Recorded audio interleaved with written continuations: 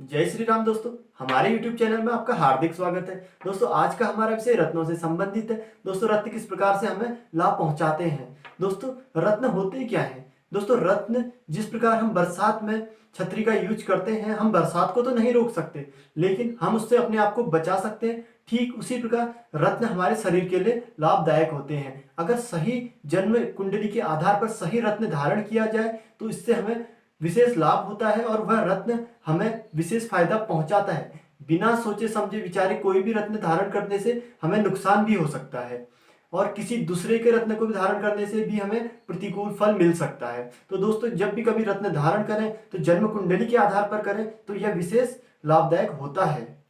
दोस्तों रत्न सिर्फ अशुभ ग्रहों का प्रभाव ही दूर नहीं करते बल्कि रोगों को भी दूर करते हैं और शरीर का आकर्षण भी बढ़ाते हैं। दोस्तों जिस प्रकार जब कोई बच्चा पैदा होता है तो उसके माता पिता, भाई बहन, चचा चाची, नाना नानी आदि लोगों से पारिवारिक संबंध स्वतः ही स्थापित हो जाते हैं। उसी प्रकार जब कोई व्यक्ति जन्म लेता है तो आकाशीय स्थिति के आधार पर ग्रहों के द्वारा उसका आपसी संबंध ग्रहों से स्वयं ही हो जाता है और उसी ग्रहों के आधार पर रत्न से भी उसका संबंध स्वतः हो जाता है। इसी प्रकार उसकी जन्म कुंडली के आधार पर आप लग्नस्थ, लाभ भाव, आयु, कर्म, विद्या, बुद्धि, धन भाव आदि के आधार पर सही रत्न को धारण करके आप लाभ ले सकते हैं। दोस्तों यह अगर आपकी कुंडली सही बनी हुई है, उसी समय के अनुसार जिस समय का जन्म है तो आपको विशेष फायदा पहुंचेगा। दोस्तों ग्रहों का जातक से कोई वैर या लगाव नहीं होता है। जन्म कुंडली की स्थिति के आधार पर शुभ अशुभ ग्रहों के निर्धारण के आधार पर उपयुक्त रत्न धारण करने से विशेष लाभ होता है। रत्न तीन प्रकार से विशेष प्रकार से लाभदायी होते हैं। जब जन्म कुंडली में ग्रह विशेष रूप से कमजोर हो तो उसे अतिरिक्त बल देने के लिए, जब कोई शुभ कार्य होने में कोई ग्रहों में बाधा आ रही हो तो उस बाधा को दूर करने में और अशुभ ग्रहों के प्रभाव को दूर करने में यह काफी कारगर होते हैं। अब दोस्तों बात करते हैं किस ग्रह से संबंधित कौन से रत्न को किस प्रकार धारण करना चाहिए और किस उंगली में धारण करना चाहिए। तो दोस्तों आइए शुरू करते हैं सबसे पहले सूर्य ग्रह से। दोस्तों सूर्य ग्रह का रत्न माणिक होता है जिसे अंग्रेजी में रूबी भी कहा जाता है। दोस्तों यदि आप सूर्य ग्रह जनित अशुभ दोषों से ग्रसित हैं अर्थात सूर्य ग्रह जनित आपको अशुभ कष्ट हो रहे हैं तो आप इनके निवारण के लिए माणिक को धारण कर सकते हैं। लेकिन इससे पहले आपको जन्म कुंडली के आधार पर उसका विवेचन करना चाहिए कि वह धारण करना आपके लिए फायदेमंद रहेगा या नहीं। यदि आपको कोई नेत्र विकार, यदि हड्डी संबंधित कोई परेशानी है तो आप इस रत्न को धारण करके विशेष लाभ ले सकते हैं। दोस्तों माणिक को धारण करने के लिए रविवार के दिन अनामिका उंगली में अर्थात रिंग फिंगर में आप इसे धारण कर सकते हैं।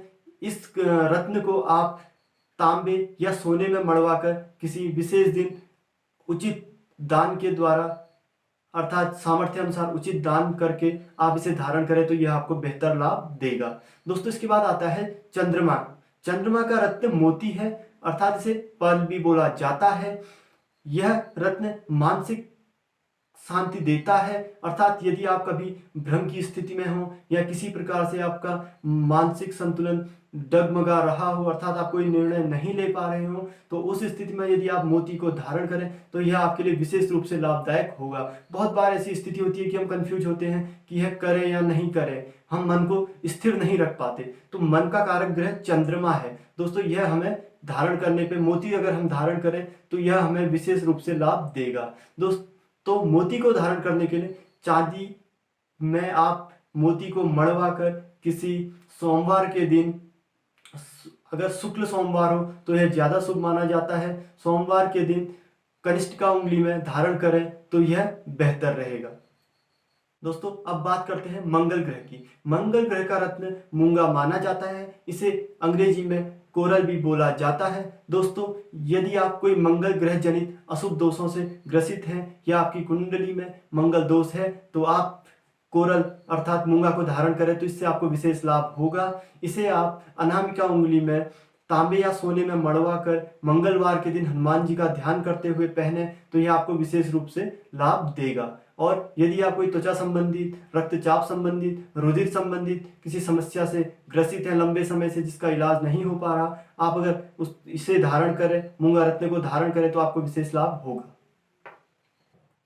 दोस्तों अब बात करते हैं बुध ग्रह की। बुध ग्रह का रत्न पन्ना माना जाता है, अर्थात पन्ना होता है। इसे इंग्लिश में एमराल्ड भी बोला जाता है। दोस्तों यदि आप बुध ग्रह जनित किसी दोष से ग्रसित हैं या आपकी कुंडली में बुध अशुभ स्थिति में है, तो आप इसको दूर करने के लिए बुध ग्रह के रत्न को धारण करें, तो आपको इससे विशेष लाभ होगा।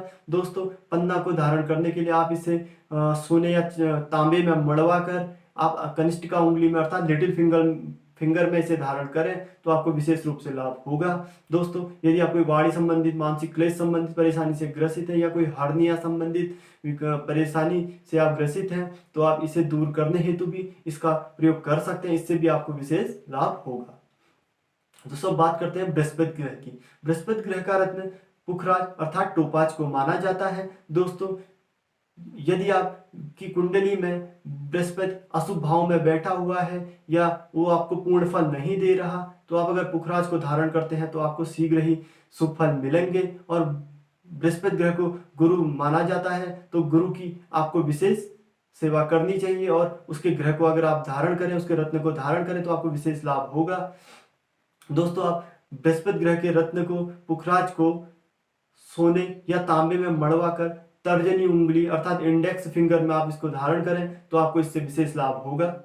दोस्तों अब बात करते हैं शुक्र ग्रह की। शुक्र ग्रह का रत्न अर्थात हीरा माना जाता है। दोस्तों इसे डायमंड भी बोला जाता है। यदि आपकी कुंडली में शुक्र अशुभ स्थिति में है या किसी प्रकार से पूर्ण फल नहीं दे रहा, तो आप इसे धारण करें, तो आपको इससे शीघ्र लाभ होंगे। यदि आपकी जन्म कुंडली में अर्थात या आपकी किसी भी प्रकार से ग्रह स्थिति सही नहीं चल रही हो या आपके पारिवारिक स्थिति सही नहीं हो, आपसी मतभेद चल रहे हों, शुक्र ग्रह वैवाहिक जीवन के लिए बहुत कारक ग्रह माना जाता है। दोस्तों अगर आपकी वैवाहिक स्थिति में किसी प्रकार की समस्याएं आ रही हैं, तो आप यदि डायमंड को धारण करते हैं, तो इससे आपको विशेष लाभ मिलेगा। दोस्तों हीरा को अर्थात डायमंड को आप चांदी में मड़वा कर मध्यमा उंगली में अर्थात मिडिल फिंगर में धारण करें, तो यह आपको विशेष लाभ देगा। दोस्तों अब बात करते हैं शनि ग्रह की। शनि ग्रह को न्याय का देवता माना जाता है। शनि ग्रह का रत्न नीलम होता है। इसे इंग्लिश में सफायर भी बोला जाता है। दोस्तों शनि ग्रह एकमात्र ऐसे देव हैं जो सही के साथ सही और गलत के साथ गलत तुरंत फल देते हैं। दोस्तों यदि आप कर्म कर रहे हैं, लंबे समय से आपको शुभ फल नहीं मिल पा रहा, तो आप शनि ग्रह के रत्न नीलम को धारण करें, तो आपको इससे शीघ्र फल मिलेगा। दोस्तों आप बहुत बार ऐसा होता है कि शनि की साढ़े साथी में हमें अच्छा फल नहीं मिलता, शनि की साढ़े साथी में शनि हमसे नाराज होते हैं, या जन्म कुंडली में शनि अशुभ स्थानों में बैठा है तो हमें पूर्ण फल नहीं मिल पाता। तो दोस्तों यदि आप शनि ग्रह को के रत्न को जन्म कुंडली के अनुसार अच्छे भाव में बल देने हेतु या शुभ फल प्राप्त करने हेतु शनि के रत्न नीलम को धारण करें, तो आपको अच्छा फल मिलेगा। शनि ग्रह के रत्न को चांदी में या पंचधातु में मड़वाकर आप मिडिल फिंगर में अर्थात मध्यमा उंगली में धारण करें, तो इससे आपको शीघ्र फल मिलेगा और शुभ फल प्राप्त होगा।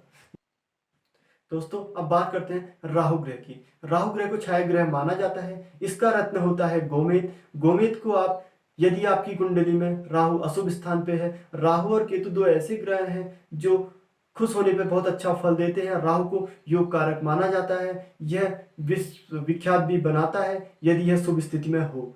यदि आपकी यह अशुभ स्थिति में आप इसे बल दें थोड़ा सा, तो यह आपको काफी अच्छा फल देगा। इसके रत्न गोमेद को, जिसे इंग्लिश में जिरकॉन भी बोला जाता है, यदि आप इसे पंचधातु में मड़वा कर या चांदी में मड़वा कर आप इसे मध्यमा में या कनिष्ठिका में धारण करें किसी शनिवार या बुधवार के दिन, तो आपको इससे बहुत अच्छा फल प्राप्त होगा।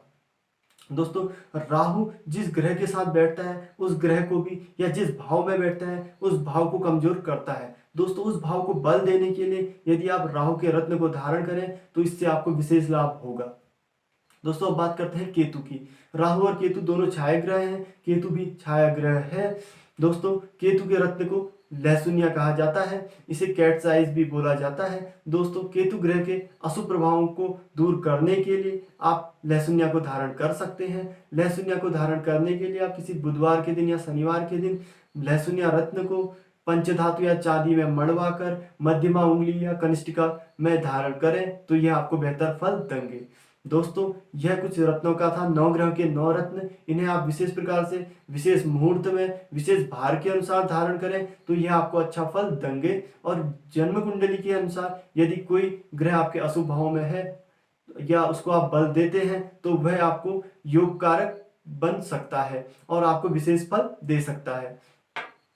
तो दोस्तों यदि आपको हमारे द्वारा दी गई जानकारी पसंद आए और बाद में भी अगर आप हमारे ऐसे वीडियो देखना चाहें तो आप हमारे चैनल को लाइक, सब्सक्राइब एवं शेयर जरूर करें। धन्यवाद। जय श्री राम।